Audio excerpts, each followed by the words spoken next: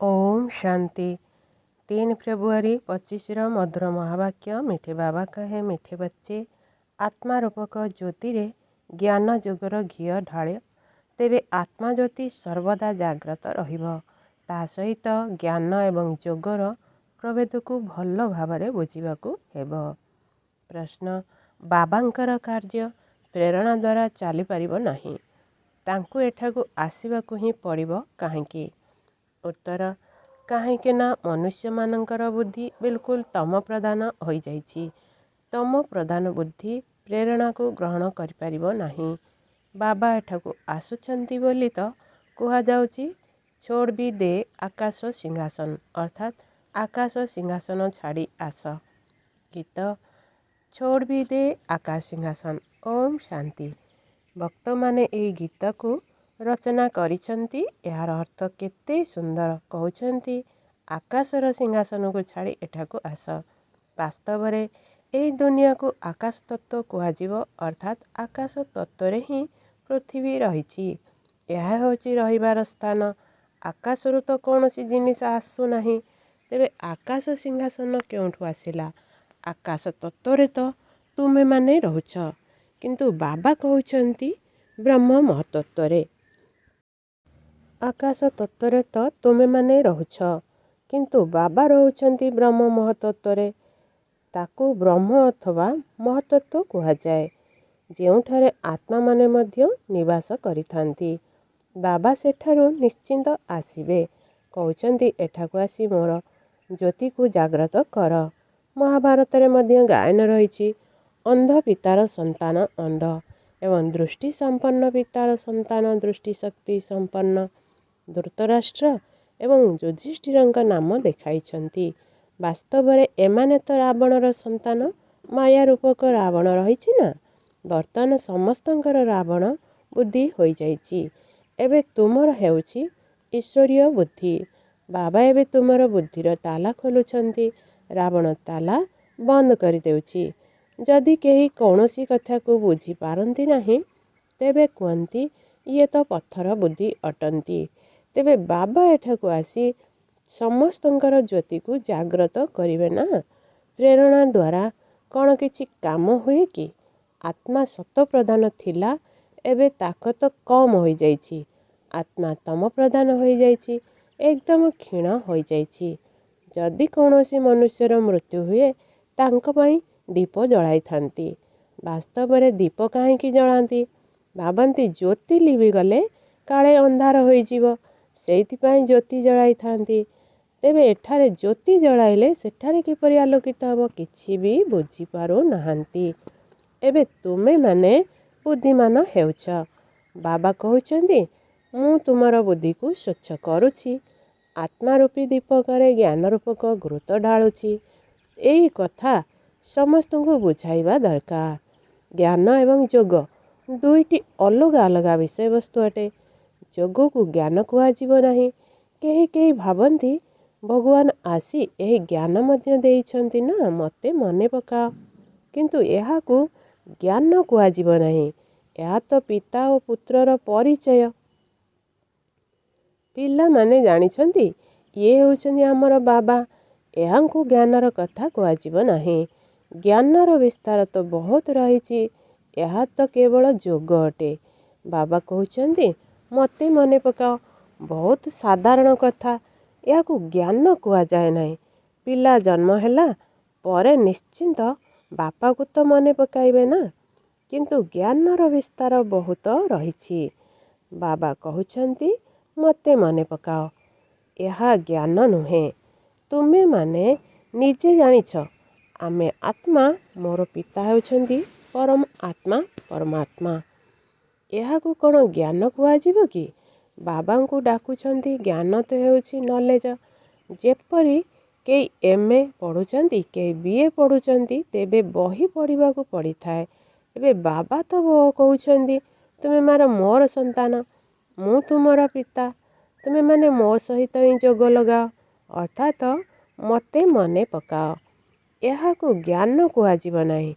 एहा तो तुमे मोर संतान। तुमे आत्मा माने केबे विनाश हेउ नाह।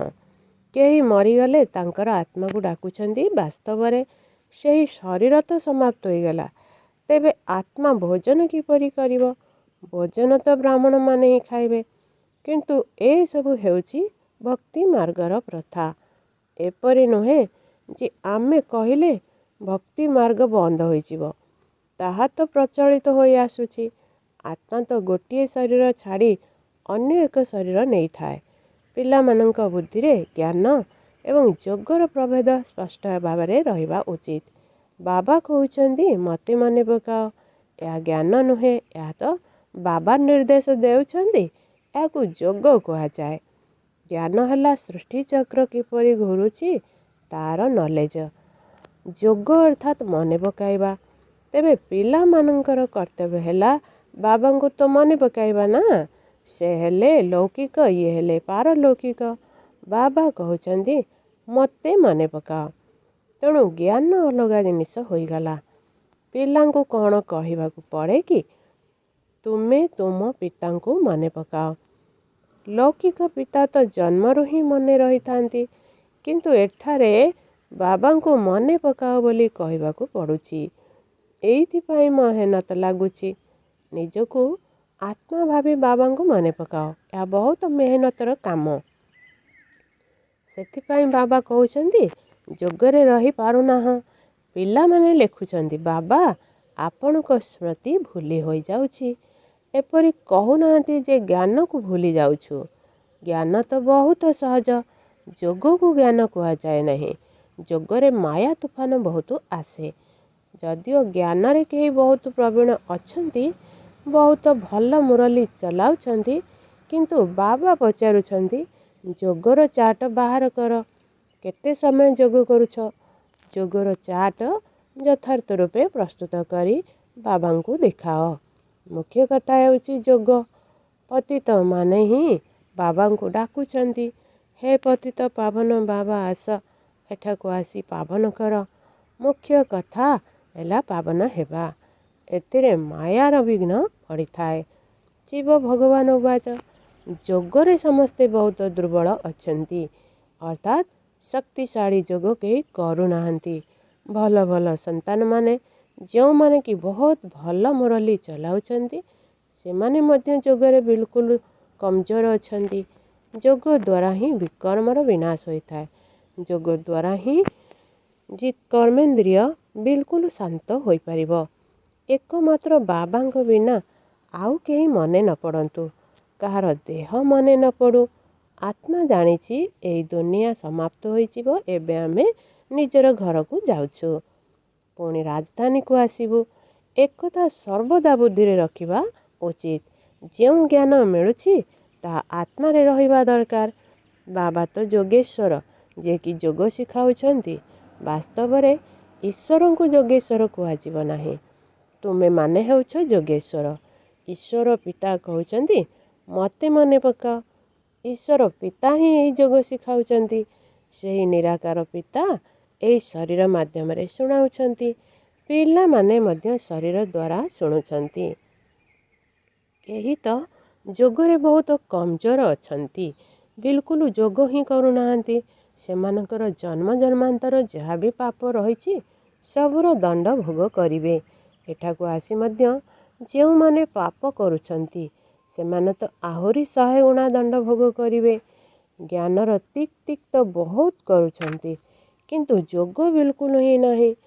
ଯେଉଁ କାରଣରୁ ପାପ ଭସ୍ମ ହୋଇନଥାଏ, ଦୁର୍ବଳ ହିଁ ରହିଯାଉଛନ୍ତି। ସେଇଥିପାଇଁ ସଚ୍ଚା ସଚ୍ଚା 8ର ମାଳା ତିଆରି ହୋଇଯାଇଛି। 9 ରତ୍ନର ଗାୟନ ରହିଛି। 108 ରତ୍ନ କେବେ ଶୁଣିଛ?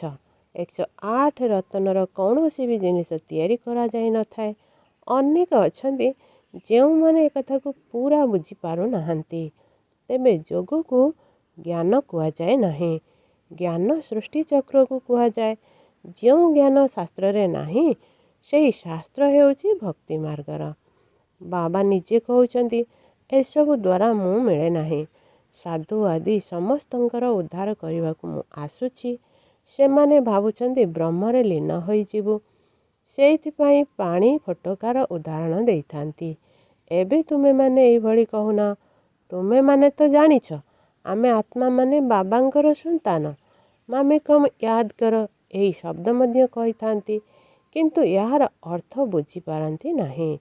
ଯଦିଓ କହିଦିଅନ୍ତି ମୁଁ ଆତ୍ମା, କିନ୍ତୁ ଆତ୍ମା କ'ଣ, ପରମାତ୍ମା କ'ଣ, ଏହି ଜ୍ଞାନ ସେମାନଙ୍କ ପାଖରେ ବିଲକୁଲ ନାହିଁ। ଏ କଥା ବାବା ହିଁ ଆସି ଶୁଣାଉଛନ୍ତି। ଏବେ ତୁମେ ଜାଣୁଛ, ତାହା ହେଉଛି ଆମ ଆତ୍ମାମାନଙ୍କର ଘର। ସେଠାରେ ସାରା ବଂଶାବଳୀ ରହିଛି। ପ୍ରତ୍ୟେକ ଆତ୍ମାକୁ ନିଜ ନିଜର ପାଠ ମିଳିଛି। ସୁଖ କିଏ ଦେଉଛନ୍ତି, ଦୁଃଖ କିଏ ଦେଉଛନ୍ତି, ଏକଥା ମଧ୍ୟ କାହାକୁ ଜଣା ନାହିଁ। ଭକ୍ତି ହେଲା ରାତି, ଜ୍ଞାନ ଦିନ। 63 ଜନ୍ମ ହେବ ତୁମେମାନେ ଧକ୍କା ଖାଇ ଖାଇ ଆସିଛ।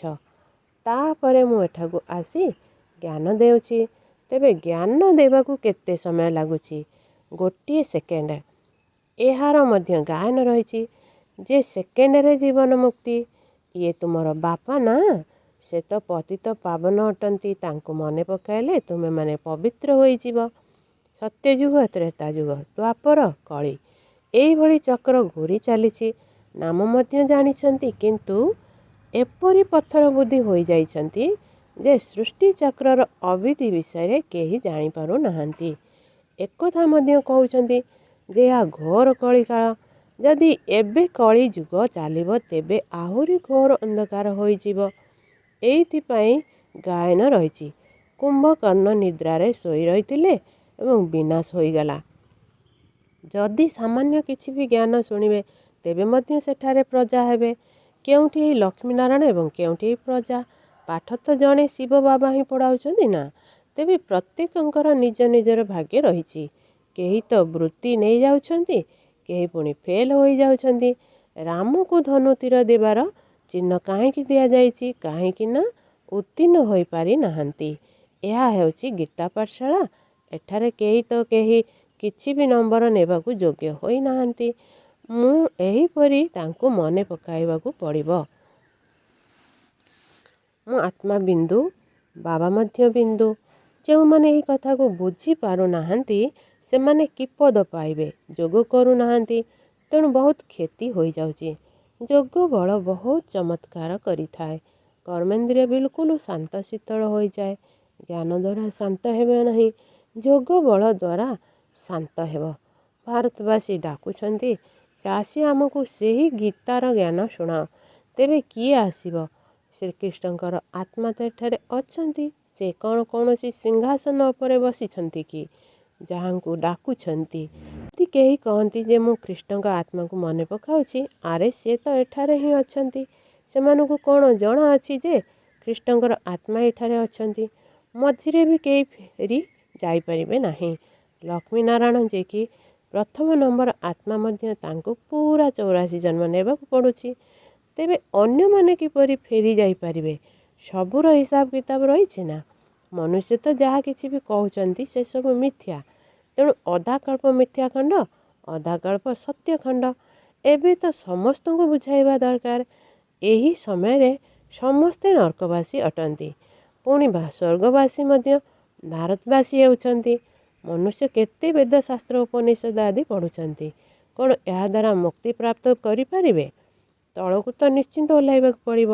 ପ୍ରତ୍ୟେକ ଜିନିଷ ସତ୍ତ୍ୱ, ରଜ, ତମରେ ନିଶ୍ଚିନ୍ତ ଆସିଥାଏ। ନୂଆ ଦୁନିଆ କାହାକୁ କୁହାଯାଏ? କାହା ପାଖରେ ମଧ୍ୟ ଏହି ଜ୍ଞାନ ନାହିଁ। ଏହି ସବୁ କଥା ବାବା ସମ୍ମୁଖରେ ବସି ବୁଝାଉଛନ୍ତି। ଦେବୀ ଦେବତା ଧର୍ମ କେବେ କିଏ ସ୍ଥାପନା କରିଥିଲେ? ଭାରତବାସୀଙ୍କୁ କିଛି ହେଲେ ଜଣା ନାହିଁ। ତେବେ ବାବା ବୁଝାଉଛନ୍ତି, ଜ୍ଞାନରେ କେତେ ବି ଭଲ ହୋଇଥାନ୍ତୁ ନା କାହିଁକି, କିନ୍ତୁ ଯୋଗରେ କେତେ ପିଲା ଫେଲ୍ ଅଛନ୍ତି। ଯୋଗ ନ କରିଲେ ବିନାଶ ହେବ ନାହିଁ ଏବଂ ସେମାନେ ଉଚ୍ଚ ପଦ ମଧ୍ୟ ପାଇପାରିବେ ନାହିଁ। ଯେଉଁମାନେ ଯୋଗରେ ମସ୍ତ ଅଛନ୍ତି, ସେଇମାନେ ହିଁ ଉଚ୍ଚ ପଦ ପାଇବେ। ତାଙ୍କର କର୍ମେନ୍ଦ୍ରିୟ ବିଲକୁଲ ଶୀତଳ ହୋଇଯାଏ। ଦେହ ସହିତ ସବୁ କିଛି ଭୁଲି ଦେହୀ ଅଭିମାନୀ ହୋଇଯାଆନ୍ତି। ମୁଁ ଅଶରୀର, ଏବେ ଘରକୁ ଯାଉଛି। ଉଠିବା ବସିବା ସମୟରେ ମଧ୍ୟ ଏହିଭଳି ମନେ ପକାଅ। ଏବେ ତ ଏହି ଶରୀର ଛାଡ଼ିବାକୁ ହେବ। ମୁଁ ଅଭିନୟ କରିସାରିଲି, ଏବେ ନିଜ ଘରକୁ ଯିବି। ଜ୍ଞାନ ତ ମିଳିଛି। ଯେପରି ବାବାଙ୍କ ପାଖରେ ଜ୍ଞାନ ଅଛି, ତାକୁ ତ କାହାକୁ ୟାଦ କରିବା ନାହିଁ। ଯୋଗ ତ ତୁମ ପିଲାମାନଙ୍କୁ ହିଁ କରିବାକୁ ହେବ। ବାବାଙ୍କୁ ଜ୍ଞାନର ସାଗର କୁହାଯାଏ, ଯୋଗର ସାଗର ତ କୁହାଯିବ ନାହିଁ। ବାସ୍ ଏହି ସୃଷ୍ଟିଚକ୍ରର ଜ୍ଞାନ ଶୁଣାଉଛନ୍ତି, ଏବେ ନିଜର ମଧ୍ୟ ପରିଚୟ ଦେଉଛନ୍ତି। ଯୋଗକୁ ଜ୍ଞାନ କୁହାଯିବ ନାହିଁ। ପିଲାମାନଙ୍କର ତ ସ୍ୱତଃ ମନେ ପଡ଼ିବ। ମନେ ତ ନିଶ୍ଚିନ୍ତ କରିବାକୁ ହିଁ ପଡ଼ିବ, ନଚେତ୍ ବର୍ଷା କିପରି ମିଳିବ? ବାବା ଆସିଛନ୍ତି, ତେଣୁ ବର୍ଷା ନିଶ୍ଚିନ୍ତ ମିଳିବ। ବାକି ସବୁ ହେଉଛି ଜ୍ଞାନ। ଆମେ 84 ଜନ୍ମ କିପରି ନେଉଛୁ? ତମ ପ୍ରଧାନରୁ ସତ୍ତ୍ୱ ପ୍ରଧାନ, ସତ୍ତ୍ୱ ପ୍ରଧାନରୁ ତମ ପ୍ରଧାନ କିପରି ହେଉଛେ, ଏକଥା ବାବା ବୁଝାଉଛନ୍ତି। ଏତେ ବାବାଙ୍କ ସ୍ମୃତି ଦ୍ୱାରା ସତ୍ତ୍ୱ ପ୍ରଧାନ ହେବାକୁ ପଡ଼ିବ। ତୁମେ ଆତ୍ମିକ ସନ୍ତାନମାନେ ଆତ୍ମିକ ବାବା ପାଖକୁ ଆସିଛ, ତେବେ ତାଙ୍କୁ ଶରୀରର ଆଧାର ତ ଦରକାର ନା। କହୁଛନ୍ତି ମୁଁ ବୃଦ୍ଧ ଶରୀରରେ ପ୍ରବେଶ କରୁଛି, ତା ମଧ୍ୟ ବାନପ୍ରସ୍ଥ ଅବସ୍ଥାରେ। ଏବେ ବାବା କହୁଛନ୍ତି ତେବେ ଯାଇ ସାରା ସୃଷ୍ଟିର କଲ୍ୟାଣ ହେଉଛି। ଇଏ ହେଉଛନ୍ତି ଭାଗ୍ୟଶାଳୀ ରଥ, ଏହାଙ୍କ ଦ୍ୱାରା କେତେ ସେବା ହେଉଛି। ତେଣୁ ଏହି ଶରୀରର ଅଭିମାନ ଛାଡ଼ିବା ପାଇଁ ଯୋଗ କରିବା ଆବଶ୍ୟକ। ଏଥିରେ ଜ୍ଞାନର କୌଣସି କଥା ନାହିଁ। ଯୋଗ ଅଧିକ ଶିଖାଇବାକୁ ହେବ। ଜ୍ଞାନ ତ ସହଜ, ଛୋଟ ପିଲା ମଧ୍ୟ ଜ୍ଞାନ ଶୁଣାଇଦେବେ। ବାକି ଯୋଗରେ ହିଁ ମେହନତ ରହିଛି। କେବଳ ଜଣଙ୍କର ହିଁ ସ୍ମୃତି ରହୁ, ଏହାକୁ ହିଁ ଅବ୍ୟଭିଚାରୀ ୟାଦ କୁହାଯାଉଛି। କାହାର ଶରୀରକୁ ମନେ ପକାଇବା, ତାହା ହେଉଛି ବ୍ୟଭିଚାରୀ ୟାଦ। ୟାଦ ଦ୍ୱାରା ହିଁ ସମସ୍ତଙ୍କୁ ଭୁଲି ଅଶରୀର ହେବାକୁ ପଡ଼ିବ। ଆଚ୍ଛା, ମିଠେ ମିଠେ ଶିଖିଲ ଦେ ସନ୍ତାନମାନଙ୍କ ପ୍ରତି ମାତା ପିତା ବାପଦାଦାଙ୍କର ମଧୁର ସ୍ନେହଭରା ସ୍ମୃତି ଏବଂ ସୁପ୍ରଭାତ। ଆତ୍ମିକ ପିତାଙ୍କର ଆତ୍ମିକ ସନ୍ତାନମାନଙ୍କୁ ନମସ୍ତେ। ଆତ୍ମିକ ସନ୍ତାନମାନଙ୍କର ଆତ୍ମିକ ମାତା ପିତାଙ୍କୁ ନମସ୍ତେ ନମସ୍ତେ ନମସ୍ତେ। ଧାରଣା ପାଇଁ ମୁଖ୍ୟ ସାର 1. ଯୋଗ ବଳ ଦ୍ୱାରା ହିଁ ନିଜର କର୍ମେନ୍ଦ୍ରିୟକୁ ଶାନ୍ତ ଏବଂ ଶୀତଳ କରିବାକୁ ପଡ଼ିବ। ଫୁଲ୍ ପାସ୍ ହେବା ପାଇଁ ଯଥାର୍ଥ ରୂପରେ ବାବାଙ୍କୁ ଯୋଗ କରି ପବିତ୍ର ହେବାକୁ ପଡ଼ିବ। 2. ଉଠିବା ବସିବା ସମୟରେ ବୁଦ୍ଧିରେ ରହୁ ଯେ ଏବେ ମୁଁ ପୁରୁଣା ଶରୀର ଛାଡ଼ି ଘରକୁ ଫେରିଯିବି। ଯେପରି ବାବାଙ୍କ ଭିତରେ ସମସ୍ତ ଜ୍ଞାନ ଭରି ହୋଇ ରହିଛି, ସେହିପରି ମାଷ୍ଟର ଜ୍ଞାନର ସାଗର ହେବାକୁ ପଡ଼ିବ। ବରଦାନ ଯୁଗଳ ସ୍ୱରୂପର ସ୍ମୃତି ଦ୍ୱାରା ଶ୍ରେଷ୍ଠ ସ୍ଥିତି ରୂପୀ ଆସନ ଉପରେ ସ୍ଥିତ ରହୁଥିବା ସଦା ସର୍ବଦା ସମ୍ପନ୍ନ ଆତ୍ମା ହୁଅ। ସଙ୍ଗମ ଯୁଗରେ ଶିବଶକ୍ତିର ଯୁଗଳ ସ୍ୱରୂପର ସ୍ମୃତିରେ ରହିବା ଦ୍ୱାରା ସବୁ ପ୍ରକାରର ଅସମ୍ଭବ କାର୍ଯ୍ୟ ସମ୍ଭବ ହୋଇଯାଏ। ଏହା ହିଁ ସର୍ବଶ୍ରେଷ୍ଠ ସ୍ୱରୂପ ଅଟେ। ଏହି ସ୍ୱରୂପରେ ସ୍ଥିତ ରହିବା ଦ୍ୱାରା ସମ୍ପନ୍ନ ଭାବର ବରଦାନ ମିଳିଯାଏ। ବାପଦାଦା ମଧ୍ୟ ସବୁ ପିଲାମାନଙ୍କୁ ସର୍ବଦା ସୁଖଦାୟୀ ସ୍ଥିତିର ଆସନ ଦେଉଛନ୍ତି। ଯଦି ସର୍ବଦା ଏହି ଆସନ ଉପରେ ଉପସ୍ଥିତ ରହିବ, ତେବେ ଅତୀନ୍ଦ୍ରିୟ ସୁଖର ଝୁଲଣାରେ ଝୁଲିବାକୁ ଲାଗିବ। ସେଇଥିପାଇଁ କେବଳ ବିସ୍ମୃତିର ସଂସ୍କାରକୁ ସମାପ୍ତ କରିଦିଅ। ସ୍ଲୋଗାନ ନିଜର ଶକ୍ତିଶାଳୀ ମନୋବୃତ୍ତି ଦ୍ୱାରା ଆତ୍ମାମାନଙ୍କୁ ଯୋଗ୍ୟ ଏବଂ ଯୋଗୀ କର। ଓମ୍ ଶାନ୍ତି।